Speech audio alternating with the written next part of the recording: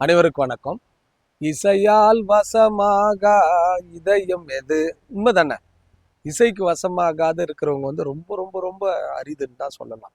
அப்படிப்பட்ட இசை இயற்கையிலிருந்து ஒருங்கிணைக்கப்பட்டு ஒழுங்கமைக்கப்பட்டு தான் நம்மளுக்கு கிடைச்சது. ஏன்னா இயற்கையில ஒவ்வொரு சவுண்டை ஒருங்கிணைச்சிருக்கிறாங்க. அப்படிப்பட்ட இசை இன்னைக்கு நம்மளுக்கு பல இடத்துல சைக்காலஜிக்கலா நம்மளுக்கு சப்போர்ட் பண்ணுது. மன நிம்மதிக்கு இருக்கு.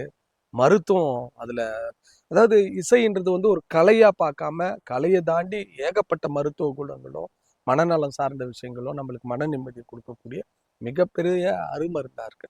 அந்த வகையில பாத்தீங்கன்னா நம்ம முன்னோர்கள் இசை மூலியமா பயிரை வளர்த்துருக்குறாங்க, மழையை பெய்ய வச்சிருக்கிறாங்க.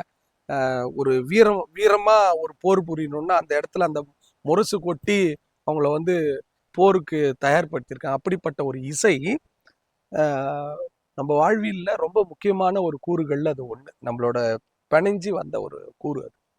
அப்படிப்பட்ட இசையை நம்மளோட ஒரு வாழ்க்கையில ஒரு அங்கமாகவும் ஒரு நண்பனாகவும் நம்ம அதை கைப்பற்றி கொண்டு போனா நம்ம வாழ்க்கை முழுவதுமே மகிழ்ச்சியா இருக்கும்ன்றதுதான் இந்த பதிவு.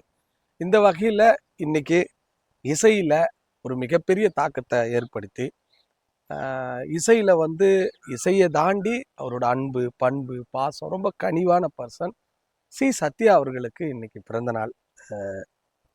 இந்த பிறந்த நாள்ல அவர் வாழ்த்துறதுல நான் ரொம்ப மகிழ்ச்சி அடைக்கிறேன். அவ்வளவு ஒரு அன்பான மனிதர். சார் வணக்கம், உங்களுக்கு பிறந்த நாள் நல்வாழ்த்துக்கள். நீங்களும் வாழ்த்தலாமே. நன்றி.